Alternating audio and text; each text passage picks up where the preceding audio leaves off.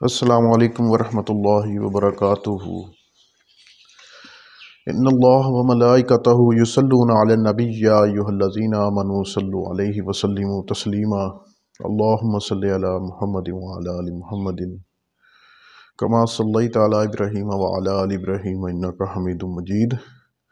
اللہم بارک علی محمد وعلی آل محمد کما بارکت علی ابراہیم وعلی آل ابراہیم انک حمید مجید۔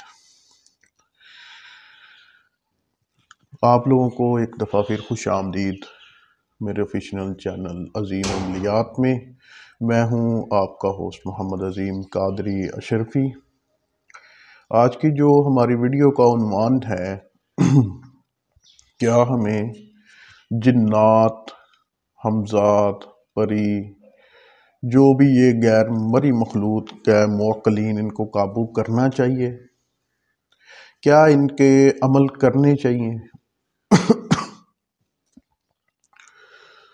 تو آج کی ویڈیو کا ہمارا عنوان یہ ہے کہ جنات کو، موکلین کو کیا قابو کرنا چاہیے، کیا یہ ٹھیک ہے؟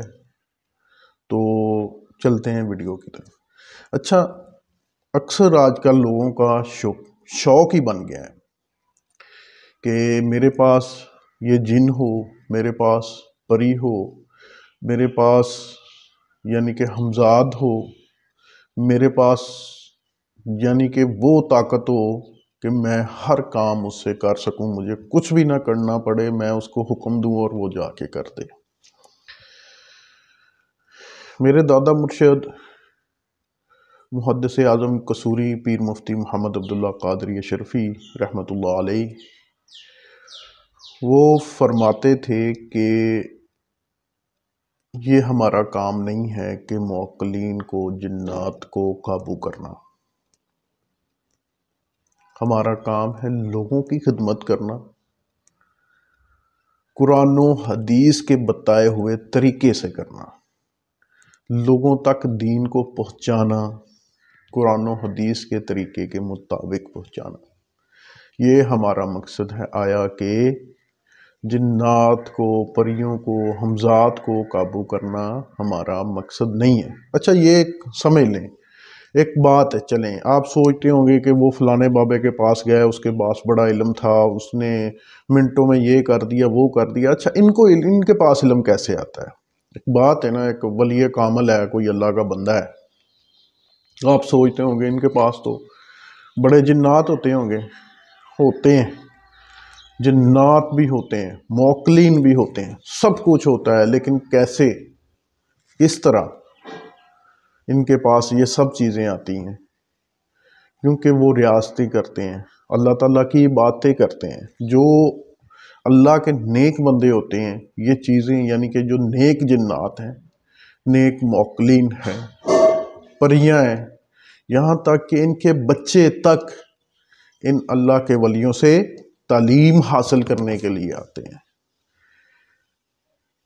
پھر وہ ہمہ وقت تیار رہتے ہیں کہ کس ٹائم یہ اللہ کا بندہ، اللہ کا ولی ہمیں حکم کرے اور ہم ان کا یہ کام کر دیں۔ یہ ان کے قابو میں اس طرح ہوتے ہیں، یا یہ نہیں کہ وہ ان کی کوئی حاضری کرتے ہیں کہ جاؤ جی فلانی چیز کو حاضر کر دو۔ پھر دوسری بات یہ ہے کہ ان کے اوپر ان کا یعنی کہ فیض ہوتا ہے، ان کے پاس اپنے اولیاء کرام کا، اپنے یعنی کہ جو پیچھے سے سلسلہ وار چلتا ہے فیض، وہ ہوتا ہے۔ ان کو سلسلہ وار جو فیض ہے وہ بھی ملا ہوتا ہے، یعنی کہ سلسلہ قادریہ، اشرفیہ، رضویہ، ٹھیک ہے، سروی، دہلوی، قلندری، یعنی کہ چشتی، نقشبندی، یعنی کہ ان کو سلسلہ وائز ان کو اپنے وہ ملے ہوتے ہیں۔ یعنی کہ وہ کس طرح ملتے ہیں؟ یعنی کہ وہ کہتے ہیں کہ جی میرے مرشد نے مینوں دتا ہے تے میں پڑھدا ہاں تے دم کردا ہاں تے سارا کچھ ہو جاتا ہے۔ ابھی وہ کیا کرتے ہیں؟ وہ ان سے کوئی چلے کرواتے ہیں؟ نہیں، یعنی کہ دینے کا مقصد یہ ہوتا ہے کہ اپنے مرید کو کہ وہ ان سے چلے نہیں کرواتے۔ وہ یہ کہتے ہیں کہ آپ یہ یعنی کہ مثال کے طور پہ یہ سورت کوثر آپ کسی کو بھی 11 دفعہ پڑھ کے دم کر دو تو اس بندے کے اوپر جو بھی اثرات ہوں گے، جادو کے ہوں گے، نظر بد کے ہوں گے، وہ ختم ہو جائیں گے۔ ابھی آپ یہ سوچیں گے یہ تو نہیں ہو سکتا، ہو سکتا ہے۔ کیسے ہو سکتا ہے؟ کیونکہ اس ولی کامل کا فیض، اس کے مرشد کا فیض اس کے ساتھ ہوتا ہے، اس کی روحانیت، اس کے مرشد کی، اس کی روحانیت اس کے پاس ہوتی ہے۔ یہی چیزیں ہوتی ہیں نا، وہ کہتے ہیں کہ وہ مرشد نے انہوں دیتا ہے، یہ چیز ہوتی ہے۔ اگر آپ سوچتے ہیں کہ جنات کو، معقلین کو، پریوں کو قابو کرنا یہ ایک اچھا کام ہے، تو میرے نظریے میں، ہمارے سلسلے کے نظریے میں یہ اچھا کام نہیں ہے۔ کیوں؟ ابھی کچھ ہی دنوں میں، ابھی یعنی کہ میرے مرشد ہیں، ان سے میں بیٹھا ہوا تھا تو بات ہو رہی تھی کہ کیا معقلین کو قابو کرنا چاہیے؟ یہ جو لوگ کرتے ہیں کیا؟ نہیں، ہمارا یہ کام نہیں ہے۔ شوق ہے، مجھے بھی شوق ہے میرے پاس جنات ہوں، لیکن ہے بھی ہیں، سب کچھ ہے، جنات بھی ہیں، معقلین بھی ہیں، پریاں بھی ہیں، ٹھیک ہے۔ لیکن بات یہ ہے کہ وہ کیسے آئیں میرے پاس؟ کیسے آئیں؟ کس طرح آئیں؟ کہ میرے مرشد نے مجھے دی ہیں، ان کے ذریعے سے مجھے ملی ہیں، نہ کہ مجھے کسی چلا کر کے ملی ہیں۔ ابھی ان کے پاس میں نے آپ کو پہلے بھی بتا چکا ہوں کہ یہ کیسے آتے ہیں۔ آلریڈی طور پہ یہ تعلیم حاصل کرتے ہیں، یعنی کہ مثال کے طور پہ کوئی مدرسہ ہے، آپ کو تو نہیں پتا، اس مدرسے کے اندر یعنی کہ وہ جو صاحب نظر ہوتا ہے، جس کو یہ چیزیں نظر ہوتی ہیں، جس کا کشف، جس کے پاس روحانی، یعنی کہ وہ اتنا اللہ تعالیٰ کی محبت میں اتنی گہرائی تک پہنچا ہوتا ہے کہ اللہ تعالیٰ اپنے بندے کو سب کچھ بتاتا ہے، دکھاتا ہے، یہ دیکھو یہ چیز ہے، یہ چیز ہے، کیونکہ وہ جہاں چاہے دنیا کے جس کونے میں چاہے، یعنی کہ اس کا دل کی جو آنکھ ہوتی ہے نا، وہ کھلی ہوتی ہے، اس کا دل، مرشد چاہے آنکھیں بند کر کے بیٹھا ہو، منہ بند کر کے بیٹھا ہو آپ کے سامنے، لیکن اس کا دل ذکر کرتا ہوتا ہے۔ تو جب بندے کا دل ذکر کرنے لگ جاتا ہے تو ایٹومیٹک اس کا جو نفس ہے وہ بھی مرنا شروع ہو جاتا ہے، تو پھر جو ہے اس کی روحانیت کھلنا شروع ہو جاتی ہے، پھر وہ اپنی سفر کرنا شروع ہو جاتا ہے، سفر کی منزلیں طے کرنا شروع ہو جاتا ہے، یہاں تک کہ اپنی اس روحانیت کی وجہ سے اپنے مریدین کا علاج بھی ایسے کرتا ہے کہ مرید کو پتہ بھی نہیں ہوتا۔ کئی مریض ایسے آتے ہیں ان کو پتہ نہیں ہوتا، پیر صاحب کہتے ہیں جاؤ ہو گیا ہے، ایک مثال ہے، آپ جاتے ہیں اپنے مرشد کے پاس، وہ کہتے ہیں جاؤ ہو گیا ہے، تو وہ ہو جاتا ہے۔ کیسے ہو جاتا ہے؟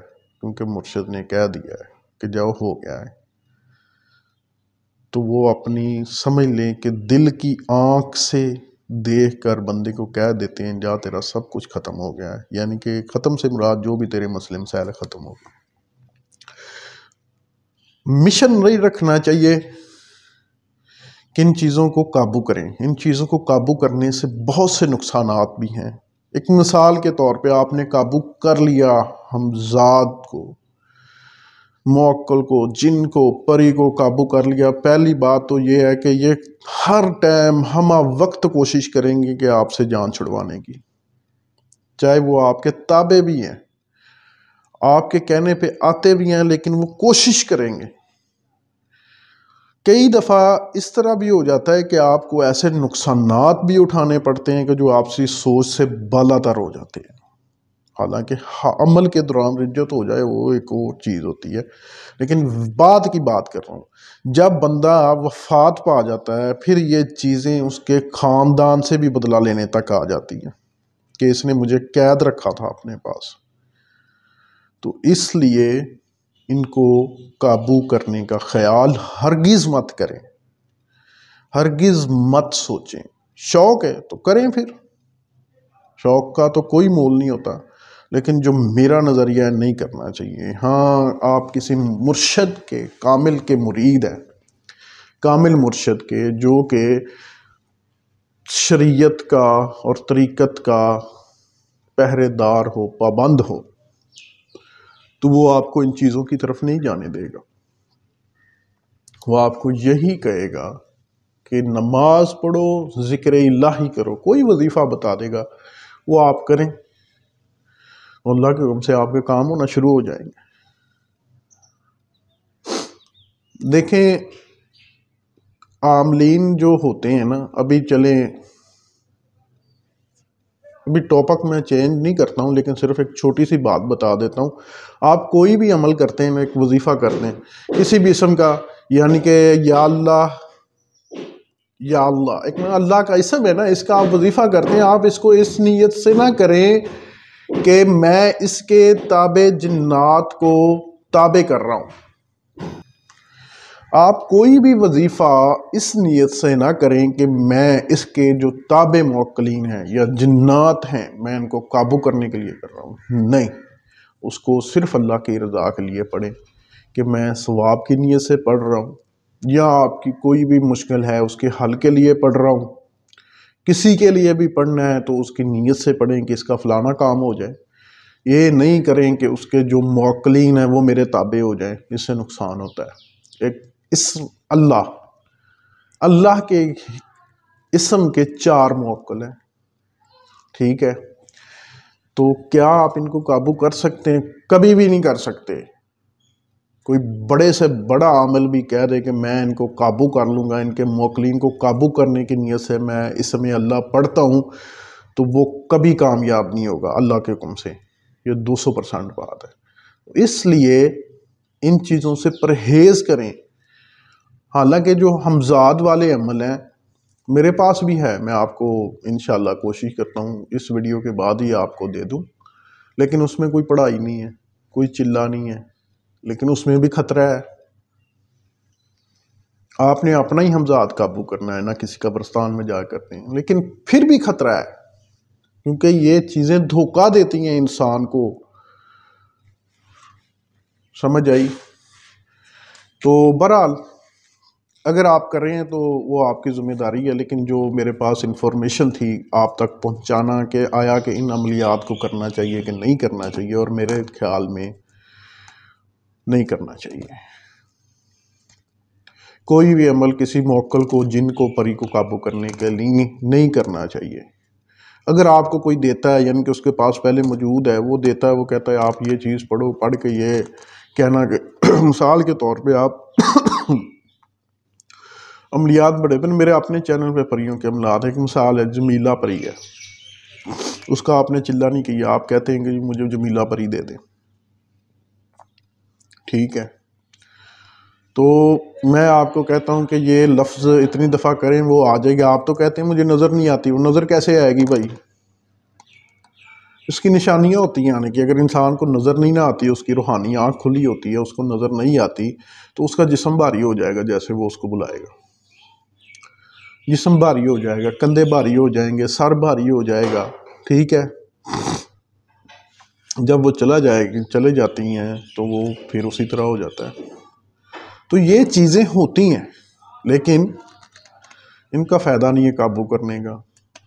میں تو آپ کو یہی کہوں گا کہ کسی بھی مقصد کے لیے آپ کوئی بھی عمل کریں، وظیفہ کریں، لیکن اس کو اس مقصد سے پڑھ لیں۔ ایک مثال ہے کہ آپ سورۃ کوثر کو پڑھتے ہیں 313 دفعہ، تو اس سے یہ ہے کہ آپ پڑھیں 313 دفعہ پڑھتے ہیں، اس نیت سے پڑھتے ہیں کہ یا اللہ میں سورۃ کوثر کی برکت سے میرا فلاں کام ہو جائے، تو انشاءاللہ ہوگا۔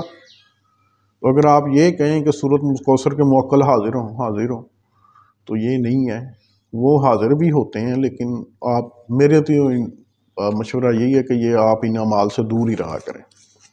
انفارمیشنلی ویڈیو دیتے ہیں، تو اگر کوئی بندے کرنا چاہتے ہیں ان کو تو وہ کریں، لیکن اپنے بیہیو کے اوپر کریں تو زیادہ بہتر ہے۔ بعد میں رجت کا کوئی شکار ہو جاتا ہے، کوئی ان اعمالوں کا ہو جاتا ہے، تو اس لیے میری تو کوشش ہوتی ہے کہ میں کسی کو بھی نہ دوں اس طرح کے عمل۔ صرف یوٹیوب پہ اگر میں ڈالتا ہوں تو وہ صرف ایک انفارمیشن کے لیے عمل ڈالا ہوتا ہے، ایک ویڈیو بنانے کے لیے، ٹھیک ہے۔ میری تو رائے ہے کہ کوئی بھی بندہ عمل نہ کرے۔